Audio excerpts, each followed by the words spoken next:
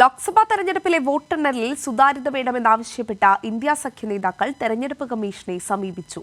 Postal ബാലറ്റുകൾ എണ്ണുന്നതടക്കമുള്ള കാര്യങ്ങളിൽ പ്രതിപക്ഷ നേതാക്കൾ സംശയങ്ങളും ആശങ്കകളും തെരഞ്ഞെടുപ്പ് കമ്മീഷനെ നേരിൽ കണ്ടറിയിച്ചു. അതേസമയം മാധ്യമങ്ങൾ പുറത്തുവിട്ടത് എക്സിറ്റ് പോളുകളല്ലെന്നും മോദി മീഡിയ പോളാണെന്ന് രാഹുൽ ഗാന്ധി പരിഹസിച്ചു. വോട്ടെണ്ണൽ അട്ടിമറിക്കാൻ സാധ്യതയുണ്ടെന്ന് ആരോപിച്ച പ്രതിപക്ഷ സഖ്യ നേതാക്കൾ തെരഞ്ഞെടുപ്പ് കമ്മീഷനെ നേരിൽ കണ്ട് ആശങ്ക അറിയിച്ചു. വോട്ടെണ്ണൽ സുതാര്യതയോടെ നടത്തണമെന്ന് സഖ്യ നേതാക്കൾ ആവശ്യപ്പെട്ടു. വോട്ടെണ്ണൽ നടപടികൾ പൂർണ്ണമായും ചിത്രീകരിക്കണം. കൺട്രോൾ യൂണിറ്റിലെ വോട്ടിംഗ് മെഷീനിലെ തീയതികളും സമയവും രേഖപ്പെടുത്തണം. പോസ്റ്റൽ ബാലറ്റുകൾ ആദ്യം എണ്ണുന്ന രീതി തുടരണം.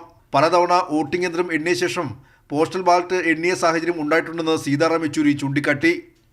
Postal ballots were counted after the EVMs were counted. Secondly, all the directions and rules that are given in the counting time, how to open the EVMs, the recording of the time, the date, and when it was last opened, so that these are not replaced by the new other machines. Congress നേതാവ് Salman Khurshid, Manu Abhishek Singhvi, D രാജ, AAP മന്ത്രി കൈലാഷ് ഗെഹ്ലോട്ട് അടക്കം പ്രതിപക്ഷ നേതാക്കളാണ് തെരഞ്ഞെടുപ്പ് കമ്മീഷനെ കണ്ടത്. അതിനിടെ NDAക്ക് വൻ ഭൂരിപക്ഷം നൽകിയ എക്സിറ്റ് പോളുകളെ പരിഹസിച്ച് രാഹുൽ ഗാന്ധി രംഗത്തെത്തി.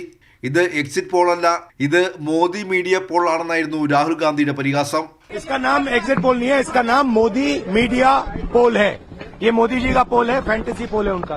വോട്ടെണ്ണലിന് മുന്നോടിയായി AICCയിൽ രാഹുൽ ഗാന്ധിയുടെയും മല്ലികാർജ്ജുൻ ഖാർഗെയുടെയും നേതൃത്വത്തിൽ യോഗം ചേർന്നു. ലോക്സഭാ സ്ഥാനാർത്ഥികളും PCC അധ്യക്ഷന്മാരും നിയമസഭാ കക്ഷി നേതാക്കളും ഓൺലൈൻ വഴി യോഗത്തിൽ പങ്കെടുത്തു. കൈരളി ന്യൂസ്, ദില്ലി.